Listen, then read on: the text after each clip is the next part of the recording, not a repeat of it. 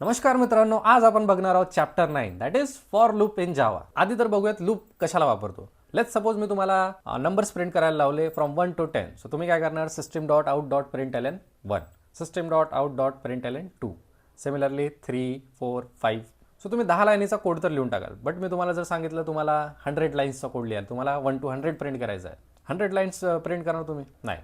So त्या जागेवर येतो लूपिंग. लूपिंग यूज करून आपण इझिली असे इटरेटिव्ह मेथड्स प्रिंट करू शकतो. सो चला बघूयात हा फॉर लूप म्हणजे काय.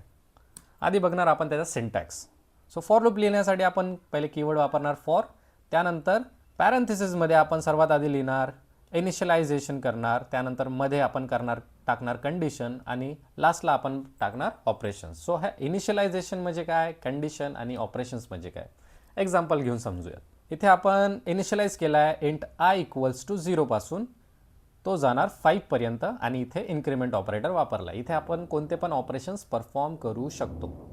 सो इनिशियलायझेशन म्हणजे काय, आपला आय सुरू होणार 0 पासून. आपल्याला कुठून कुठपर्यंत प्रिंट करायचा आहे, 0 पासून लेस देन 5 म्हणजे 4 पर्यंत. जर हा इक्वल टू असता तर 5 सुद्धा प्रिंट झाला असता. सो लेस कन्सिडर इथे इक्वल टू आहे, less than equal to. So 0 पासून आपल्याला प्रिंट करायचा आहे 1 2 3 4 आणि 5 पर्यंत.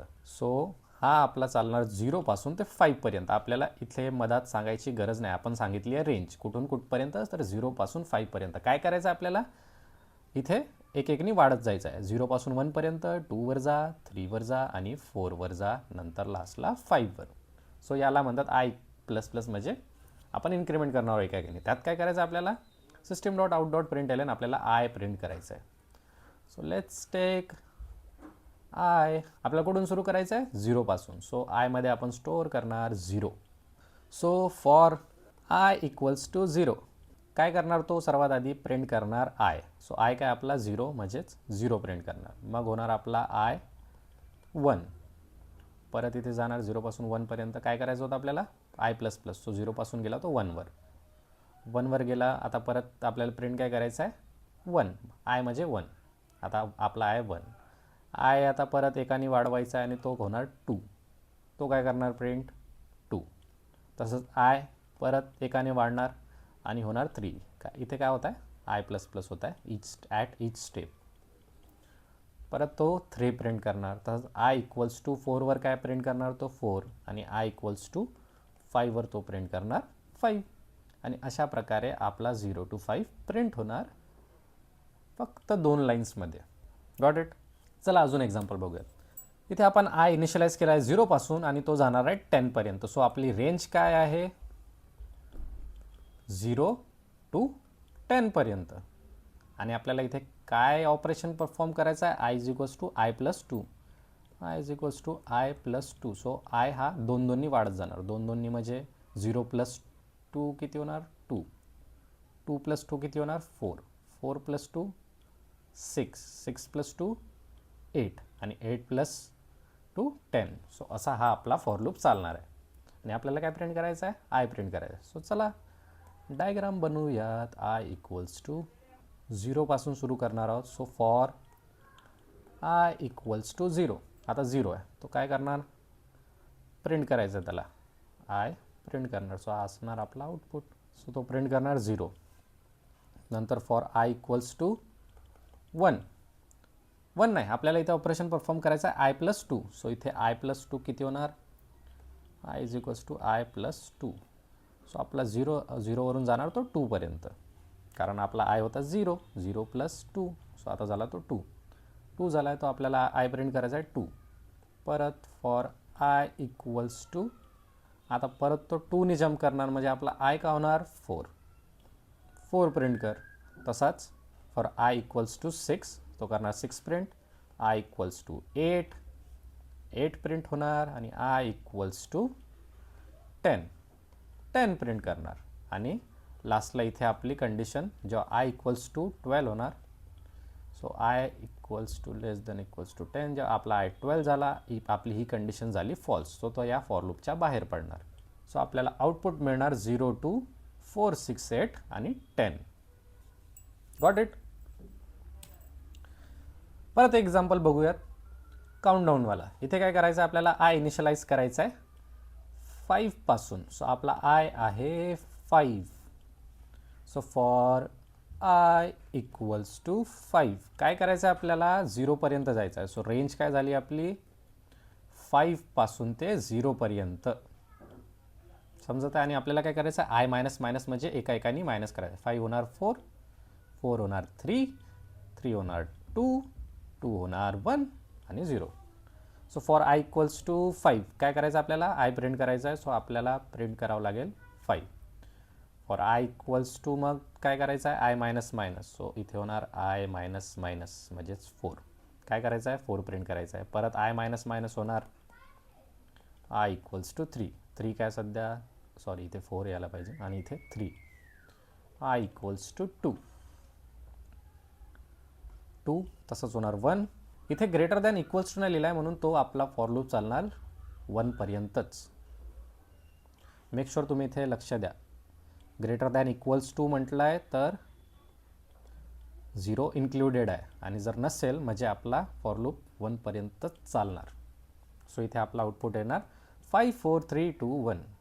काउंटडाऊन झाली आहे 5 4 3 2 1. Got it. आपण फॉर लूपमध्ये फक्त एकच व्हेरिएबल इनिशियलाइज नाही तर मल्टिपल व्हेरिएबल इनिशियलाइज करू शकतो विथ मल्टिपल ऑपरेशन. जसं की इथे आपण केलं आहे, आतापर्यंत बघितलं होतं आय आपण इनिशियलाइज केलं होतं 0 पासून आणि इथे जे सुद्धा केलं आपण 1 पासून.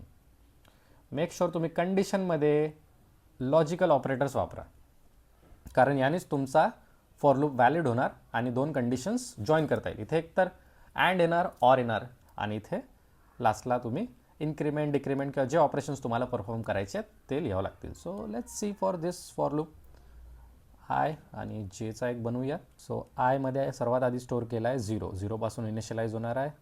जेमध्ये आहे 1. आपण रेंज लिहून टाकूया. रेंज फॉर आय, आयची रेंज काय 0 पासून कुठपर्यंत जायचं आहे याला 10 पर्यंत. 10 इन्क्लुडेड आहे. So 0 to 10. जेची रेंज काय, जेची रेंज आहे 1 पासून 4 पर्यंत. 1 पासून 4 पर्यंत कारण इथे 5 इन्क्लुडेड नाही. सो आपल्याला काय करायचं आहे, आयला करायचं आहे 2नी प्लस. सो आय जाणार 0 पासून 2 वर, 2 पासून 4 वर, 4 पासून 6 वर, 6 पासून 8 वर आणि 8 पासून 10 वर.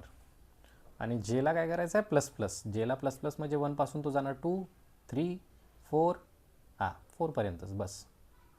सो 4 पर्यंत जाणार आहे. आणि त्याला प्रिंट काय करायचं आहे, आय इक्वल्स टू म्हणजे आय प्रिंट करायचं आहे आणि जे प्रिंट करायचं आहे आणि नेक्स्ट लाईनवर जायचं आहे. सो आय जे असा प्रिंट करत जाणार तो प्रत्येक लाईनीवर. सो आपल्याला सर्वात आधी प्रिंट करायचं आहे 0 आणि 1.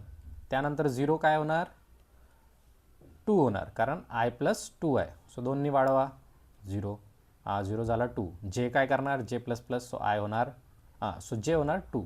सो आय आपल्याला प्रिंट करायचं आहे 2, जे प्रिंट करायचं आहे 2 कारण इथे लिहिलं आहे आय जे आणि आपल्याला करायचं आहे नेक्स्ट लाईनवर प्रिंट. सो इथून प्रिंट एलएनमुळे नेक्स्ट लाईनवर जाणार. परत आय इक्वल्स टू आता काय होणार, आय आपला होणार 2चा होणार 4 कारण आपल्याला करायचं आहे i plus 2. So i equals to 4 आणि जे काय होणार आपला 3.